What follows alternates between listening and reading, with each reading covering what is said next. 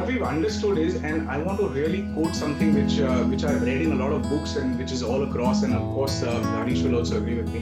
90% of the return that anybody gets is always dependent on the asset allocation, which is why बहुत बार ऐसे कहा जाता है कि you stay invested. कोई अंदर आएगा बाहर जाएगा, एक बार 3-4 साल में अगर मार्केट बहुत ऊपर जाता है निकाल लिया, अगर मार्केट बहुत गिरने का अंदेशा है और पैसा आ गया निकाल लिया, थोड़ा सा लॉस प्रोटेक्शन कर लिया, दैट्स ओके. 4-5 साल में एक आध बार अगर थोड़ा सा ऐसा रिस्ट्रक्चरिंग कर लिया, पर मोटा मोटा most of the time it is a good idea to stay invested. So Harish, I want to come back to you now. So we've understood what happens to the equity part of the balance advantage fund, wherein you all have your model and automatically you all are doing this rebalancing thing. Now I want to talk about the other part. So for example, if you have, let's say in the current situation, you have about 70% of the money in the stock market, 30% of the money is outside the bond market. Now, is there something that you do in the bond market specifically? Number one. Number two, is there some inherent risk in the bond market? Because right from the beginning of this corona situation that we've seen from March and April, we've obviously seen GDP fall. We've obviously seen companies' profitability declining. We've seen moratoriums happening. We've had all sorts of problems. And I don't think those have even come up. So for example, until August 31st, the moratorium was already there. Now that the moratorium has been extended, the reporting will happen a little later on, how many more NPAs have happened and things like that.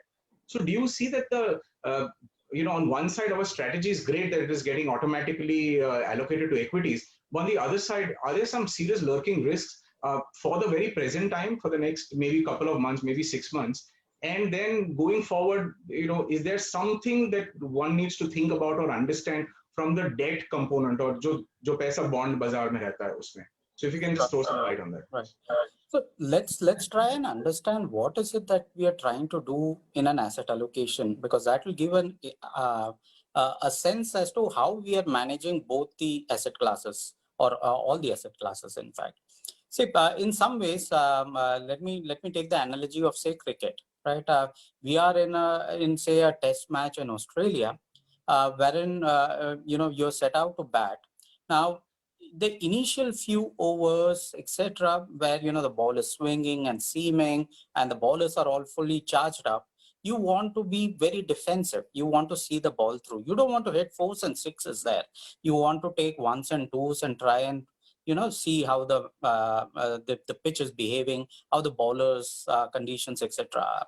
And there will be a time when you need to be aggressive, when the bowler is tired and he's starting to bowl loose deliveries, which is when you start to go out on the kill and try and be offensive. Now, why am I bringing this analogy to your discussion is that in the case of being defensive, you just can't send a night watchman in to believe that he will take care of your wicket, so that he may not score any runs, but he will take care of your wicket. So the idea of this fund is to provide certain amount of counter cyclicality in the equity markets, but still providing a base kind of a return, or a base kind of a stability, I would put it, that the rest of the asset classes need to carry. So if we look at the construct of this fund, there are two broad areas where we score 4s and 6s. The first area is our stocks that we choose from. Among that 30% or 50% or 70% at any point of time, how much we have, our stock selections, etc. That determines whether we are getting 6s or 4s, etc. But the second and the more important thing is asset allocation, right? When we move from 30%, take it up to 80%, like in this case that you just showed in March, Nifty was, let's say, 11,500, we were at 40%. From 40%, we took it up all the way to 80% in March end. And since then, we brought it down to 42%. And Nifty is broadly back to the same level. So 11,500 came down to 7,500 and back to roughly about 11,400, 11,500 levels, right? So Nifty is sort of flat on a point to point in this cycle. Now, in the same cycle, if you look at, say, Kotak BAF NAV performance, okay, because we have bought equities when they were cheap, because we had the cash available, we were ready for this volatility that was to come from, which is why we were at 35 to 40% in the first place, took it up all the way to 80%, which was the maximum allocatable, and brought it back to 40%. The gap in returns is almost 10%. Now, this is, of course, a very, very extreme case wherein we got such a beautiful, full toss to hit.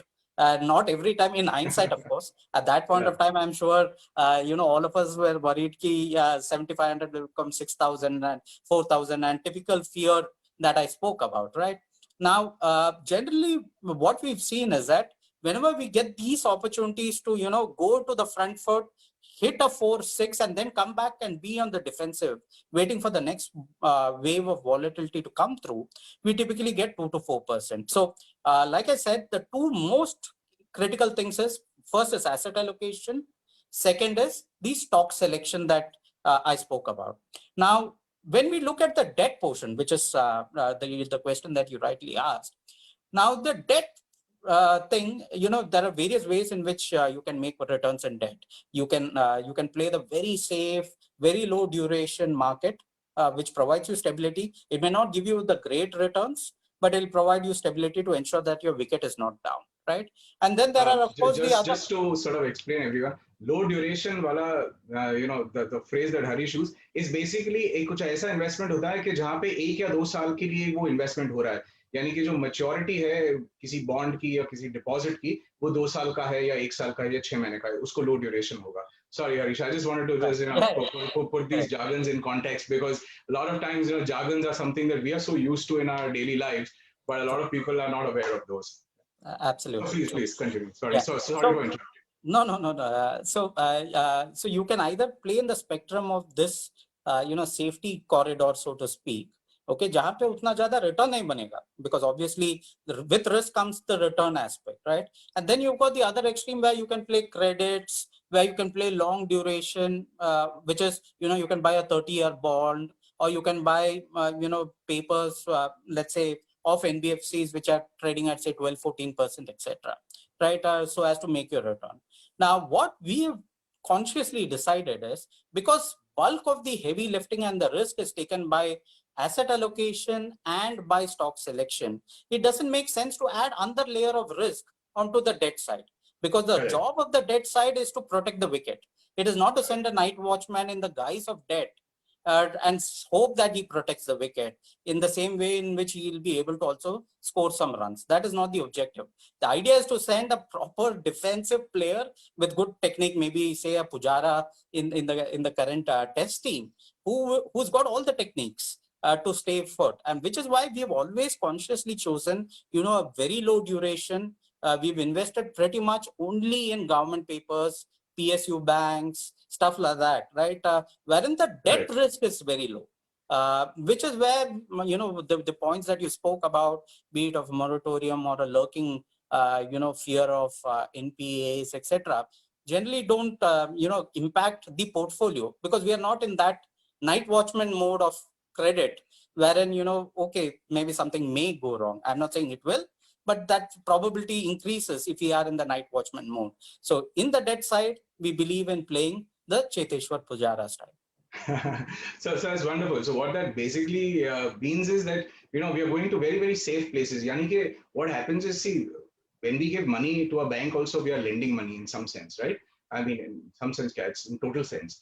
तो उसी तरह से हम जब debt mutual fund में पैसा लगाते हैं, तो we are also lending money to somebody who the mutual fund manager is choosing किसको पैसा किसको देना है. तो basically we are playing lenders.